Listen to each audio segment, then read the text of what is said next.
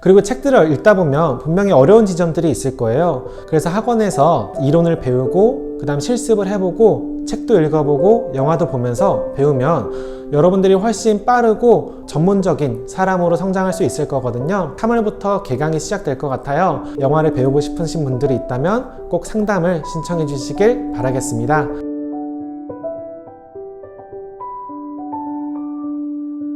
자, 여러분 안녕하세요. 영화를 통해 세상을 이해하고 자신을 찾도록 도와주는 오디쌤의 영화 입시 오디쌤입니다. 유튜브를 시작한 지 이제 꽤 돼가지고 정말 많은 학생들과 소통을 할 수 있게 되고 어떤 고민이 있는지 또 어떤 생각을 하는지 듣게 될 수 있어서 굉장히 기쁘게 생각하고 있는데요. 최근 가장 많이 들었던 질문이 무엇이었냐면 영화를 공부하고 싶은데 어떤 책이 도움이 되는지에 대해서 정말 많은 학생들이 물어봤어요. 하지만 그 학생마다 사실 필요하거나 또 성향들에 따라서 어떤 책을 궁금해하고 쉽게 읽을 수 있는지 추천해주기가 쉽진 않거든요. 대신에 영화과를 지원할 때 누구나 쉽게 그리고 재밌게 읽을 수 있는 책들이 있어서 추천을 드리려고 합니다. 첫 번째 책은요, 아르몬디 총서 시리즈 중에서 단편영화 제작 가이드라는 책이에요.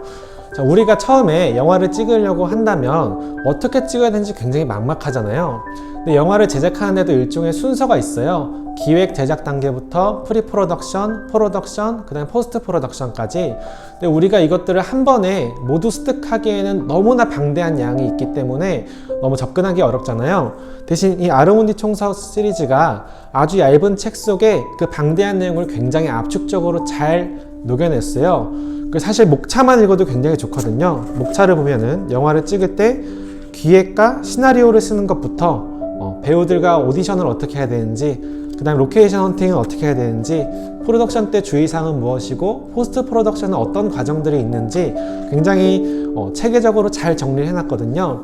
그래서 이것들을 한 번씩 읽어보면서 내가 이제 영화를 찍을 건데 어떤 순서들을 따라서 가야겠구나 라고 여러분들이 생각하고 알면 굉장히 좋을 것 같아서 추천을 드립니다. 자, 그 다음에 이 책을 읽고 나면 영화가 이제 찍고 싶어질 거예요. 그럼 영화를 찍으려면 어떻게 해야 되죠? 가장 처음에 기획과 시나리오를 쓸 줄 알아야 됩니다. 자, 그럼 우리가 시나리오를 어떻게 써야 되는지 궁금해지죠?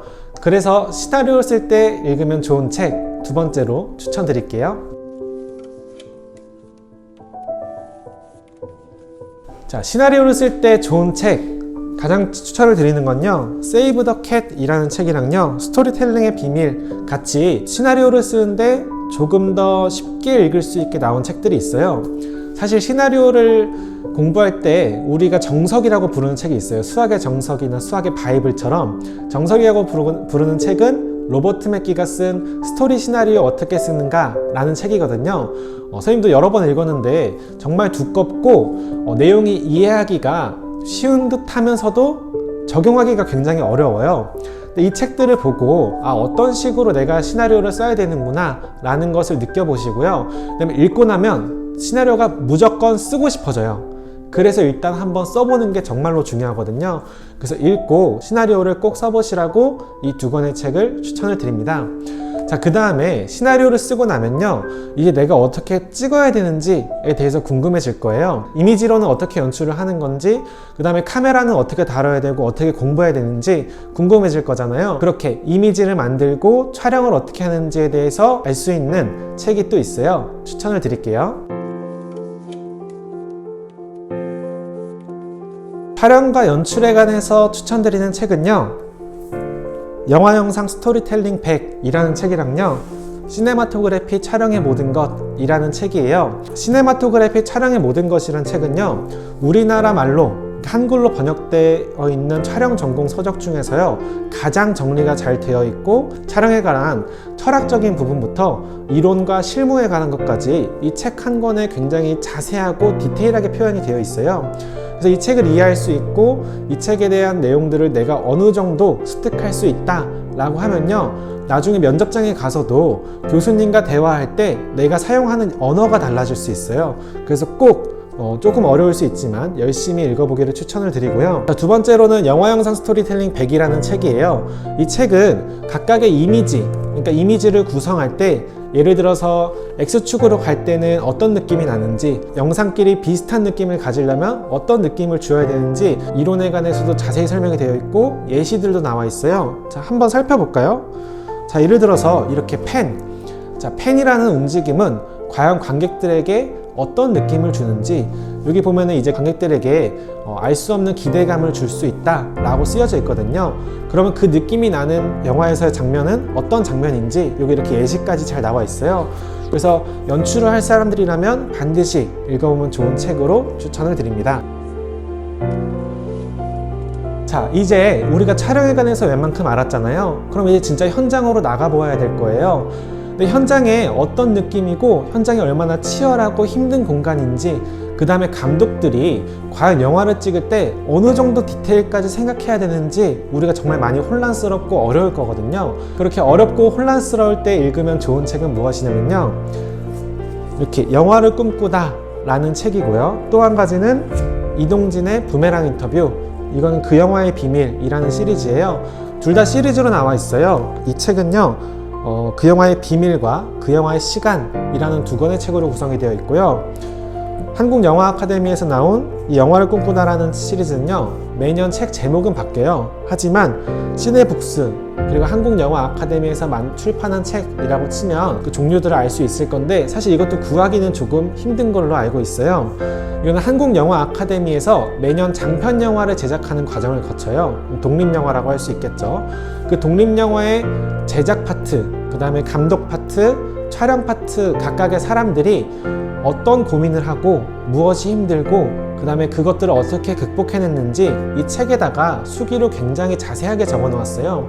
그래서 이 책을 읽으면 내가 독립영화를 찍는 사람으로서 어떤 과정들을 직면할 수 있겠구나, 어떤 고통들이 나를 기다리고 있겠구나 기대해 볼 수 있는 아주 좋은 책이라는 생각이 들고요. 이동진의 부메랑 인터뷰라는 책은요, 여기 보면 홍상수, 봉준호, 류승환, 유아, 임순례, 김태용 감독님과 함께 한 10시간 정도 인터뷰를 했다고 해요. 그리고 그 인터뷰한 내용들을 그대로 책에다가 옮겨 적어 놓았거든요. 읽어보면 감독들이 우리가 생각하지 못하는 이런 디테일까지 생각하고 영화에 찍었다고? 라고 하는 부분들이 굉장히 많이 들어있어요.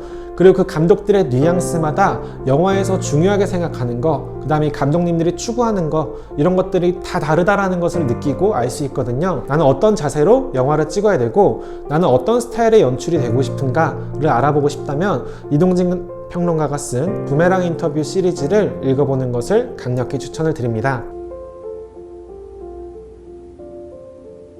마지막으로 추천을 드리는 책은요, 우리가 시나리오가 어떻게 이미지로 변화하고 그 이미지가 어떻게 영상으로 나왔는지 그 결과물들을 확인해 보면 굉장히 또 많은 도움이 되거든요. 근데 그런 것들을 활용할 수 있게, 그런 것들을 공부할 수 있게 봉준호 감독님이 이번에 기생충을 찍으시고 이렇게 시나리오집과 콘티북을요 책으로 만들어서 출판을 하셨어요. 근데 이게 뭐 돈을 벌려는 목적이 아니라 시나리오가 이미지로 변하는 그 과정 속에 있던 치열한 간극들을 기억하고 싶고 기록하고 싶다라는 그런 생각들을 항상 갖고 계셔서 이렇게 내주셨다고 해요. 그래서 보면요, 너무너무 재밌어요. 우리가 영화를 보면서 과연 저거는 시나리오를 어떻게 표현했을까 하는 지점들이 있었잖아요.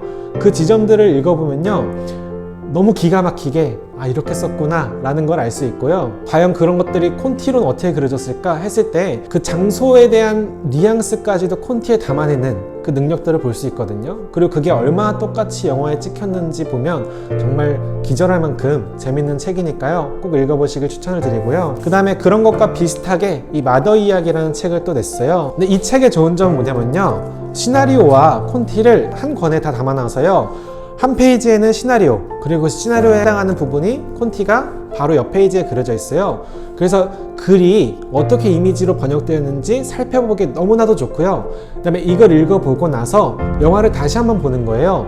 그러면 또 그 이미지가 어떻게 살아서 움직이는 영상으로 바뀌었는지, 그리고 여기에서 표현했던 펜이나 달리 그런 트래킹 같은 샷들이 영화에서 실제 영상이 되어서 살아 움직였을 때 우리에게 어떤 느낌들을 선사하는지에 대해서 너무 자세히 알 수 있게 좋은 책으로 나와 있거든요. 그래서 이렇게 스토리보드와 시나리오, 영화를 비교해서 볼 수 있으면 여러분들이 많은 도움이 될 것 같아요. 자, 이렇게 책들을 추천을 드렸는데요. 사실 이 책들이 절판이 되어 있는 책들이 꽤 있을 거예요. 그래서 구하기 힘들다면 학원에 오셔서 읽어봐도 좋으니까요. 학원에 오셔서 읽어보는 것도 추천을 드리고요. 그리고 책들을 읽다 보면 분명히 어려운 지점들이 있을 거예요. 그건 우리에게 아직 기본적인 지식들이 들어와 있지 않고 그 다음에 조금 더 전문적으로 이해하려면 그 사이사이에 다리를 놓아줄 지식들이 필요하거든요. 그래서 학원에서 이론을 배우고 그 다음 실습을 해보고 책도 읽어보고 영화도 보면서 배우면 여러분들이 훨씬 빠르고 전문적인 사람으로 성장할 수 있을 거거든요. 3월부터 개강이 시작될 것 같아요.